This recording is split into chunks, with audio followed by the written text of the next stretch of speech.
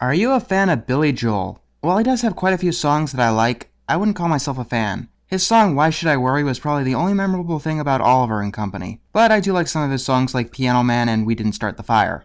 Are you a fan of How I Met Your Mother or Breaking Bad? No, I am not. I don't watch much live-action shows besides House and Fringe. If you don't get a lot of ideas for videos, will you do special requests? I have more ideas than I know what to do with, but I am always open to suggestions. Just remember that if you request something, it does not mean that I have an obligation to do it. Maybe it just wasn't good or bad enough for me. Are you planning to do more Family Guy, animated Atrocities, or even American Dad? Family Guy, yes. As for American Dad, maybe. I can't really think of any episodes off the top of my head that I would pick. How do you choose which episodes or movies to do for animated Atrocities? At first, it was my own knowledge. Things like The Splinter, Everyone Knows It's Bendy, Town and Out, Hunchback 2. But I check in on TV Trope's Dethroning Moment of Suck page, and their So Bad It's Horrible page. I also do some asking around. And then there are some things that are really obvious, like the Disney movie Home on the Range. Do you watch anime? If so, which are your favorites? I don't get too into anime because of the style. The main difference between anime and Western animation is that anime tells overarching storylines. So if you pick a random episode, you'll be totally lost. You've got to start at the beginning. Then again, there are plenty of animes that I have watched. Pokemon and Yu-Gi-Oh! Were major parts of my childhood. Growing up, I loved Zatch Bell, Bo,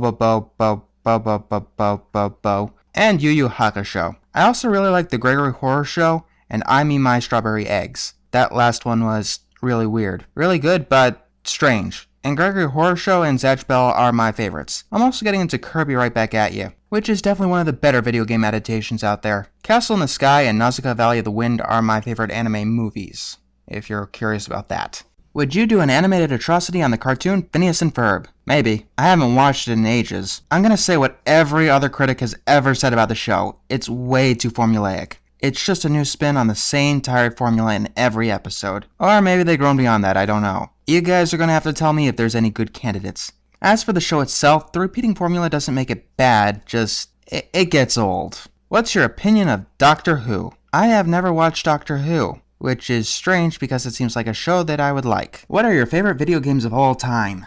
Alright, my top 25 right here. Besides Sissy's Magical Ponycorn Adventure, which is just too awesome to include. Keep in mind that I haven't played all of the games worth playing. By the way, that book is horrible. I did a written review on my DeviantArt. Just check it out. Let's begin. 25. Yoshi's Island. This is right away what I'd call a happy game. It's one of the finest Mario platformers ever created. The only problem? I get it, Nintendo! I'll use protection! 24. Guitar Hero 3. This is one of the first rhythm games that I've ever gotten into, and it really broadened my musical horizons.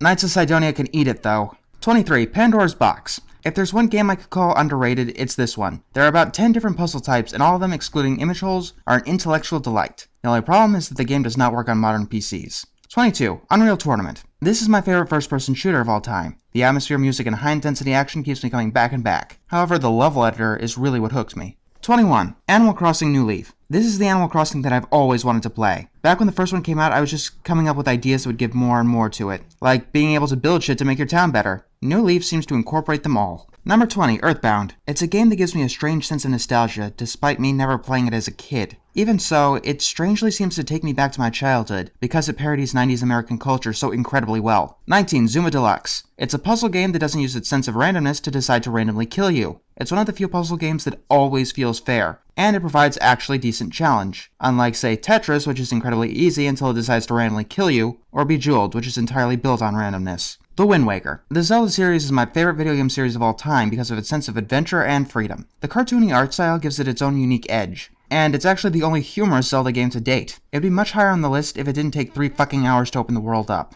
17. Psychonauts. 3D platformers are my favorite video game genre. It's a shame that they pretty much died outside of Mario. Psychonauts is the finest example of that genre with beautifully constructed worlds and an actually intense plot. Not to mention bouncing around on a giant ball is an absolute blast. 16. A Link to the Past. I'm going to admit it's mostly nostalgia on this one. This game was my childhood, and despite a lot of skeptics, it still holds up pretty well today. It's the game that caused me to fall in love with Zelda.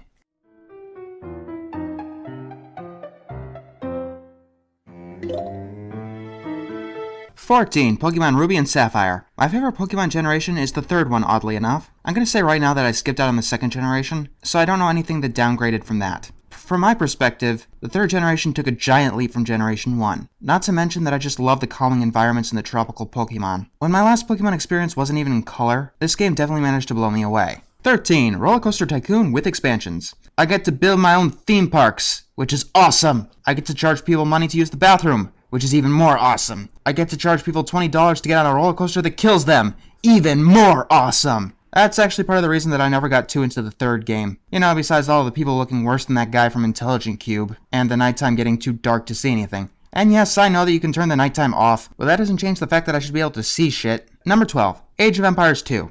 It's the best strategy game of all time. I don't know what to say more than that. There's still an online site dedicated to playing it to this very day. It was a major part of my childhood, and it got me into games such as Empire Earth, Stronghold, Age of Mythology, and Battle Realms. 11. Baldur's Gate. This game is the definition of adventure. While it hasn't aged the best, at least according to Josh Scorcher, it's still a game that has miles of depth. The best way to play is open multiplayer mode and create your entire party. That's the way I always played, at least. Even to this day, a basilisk still scares the shit out of me. Number 10. Gauntlet Dark Legacy. Such good music, such good arcade-style gameplay, such good level design. People complain that it was just a rehash of Gauntlet Legends. If that's true, it's the best rehash that I've ever seen. Every level was another style that I love, from castle to horror to sky to dreams. Okay, I'm not too into jungle or ice levels, but they're some of the better examples of those kind of worlds. I really wish there were more dream worlds in video games, though. Number 9. Fallout 3. I really loved wandering around a destroyed city and scavenging for supplies. Really, that's the essence of what made this game for me. I wish that it had New Vegas' starvation system, and I wish New Vegas had more urban areas, but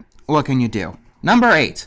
Reciteer, an item shop's tale. It's like somebody asked me what I wanted to see in a video game. It's a combination of my two favorite genres. I mean my two favorite not dead genres, business simulation and action RPG. And it works surprisingly well. It's got lovable characters, a nice quirky sense of humor, and not to mention, it's a completionist dream kind of game.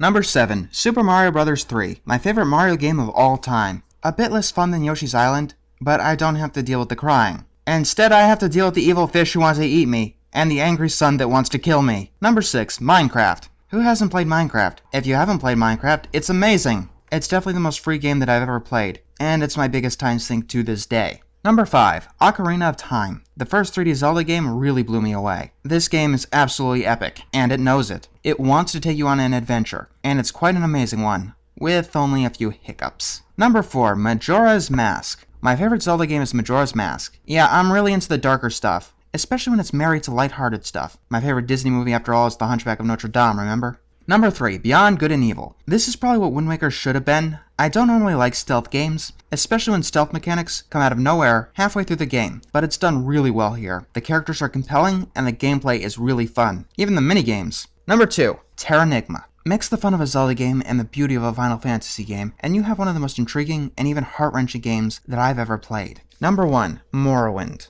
A mix of nostalgia, fantasy, fun, and pure, unadulterated freedom. Morrowind is by no means a perfect game, but it has a fantasy world that I can easily get invested in. There's a huge island for you to explore, and as long as you don't go swimming for about a mile, then you'll never hit an invisible wall. There are a million ways to play, and I played every single one. What cartoon episode do you hate the most? So far, Seahorse Seashell Party, but One Night in Gottlieb is giving it a run for its money. I still gotta finish the review at the time I'm recording this. As for Seahorse Seashell Party, not a single laugh, an absolutely horrendous moral, trying to disturb the fuck out of its audience, tons of filter, and an absolutely awful retcon. What's your religion? I am agnostic. Who is your favorite background pony? Applejack. Just kidding, I'm kidding. Besides the obvious, I'll go with Octavia. Will you ever do an animated Atrocity on a Pokemon episode? Well, there is that episode that gave like 600 kids seizures. What would you love to see in Season 4 of MLP? I made a video about this, my Season 4 wish list. I'll annotate it, maybe.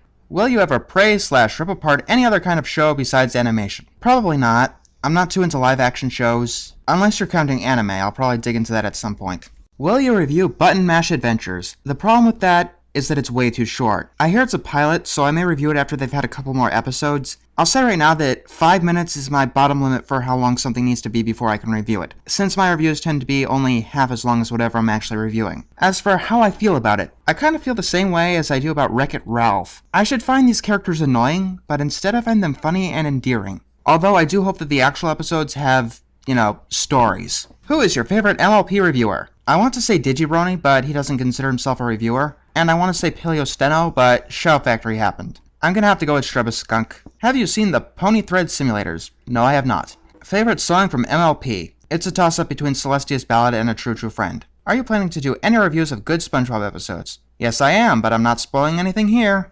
Will you do reaction videos of MLP YouTube poop/fandom? No, I will not. You know, the face thing before kinda prevents it. What are your thoughts on South Park? It's too raunchy for my tastes. I know that it isn't all raunch, and it can be genuinely funny, but the raunch keeps me away. There are a couple of candidates for animated atrocities, if I ever get over myself. They fall under the bad episodes of good cartoons category. When it comes to raunch, Family Guy is about my limit, and sometimes even Family Guy crosses that limit, such as in Brian Griffin's House of Pain. What is your favorite video so far? The favorite video that I made? The one that I probably had the most fun making was my Equestria Girls review. It's definitely one of my most popular. I put the most effort into my Magical Mystery Cure review. That one took like 12 hours of work. And then there's just putting your hoof down, which I loved ripping into, despite its negative after effects. And I'm liking how my Samurai Jack top 10 turned out, and my Hunchback 2 review.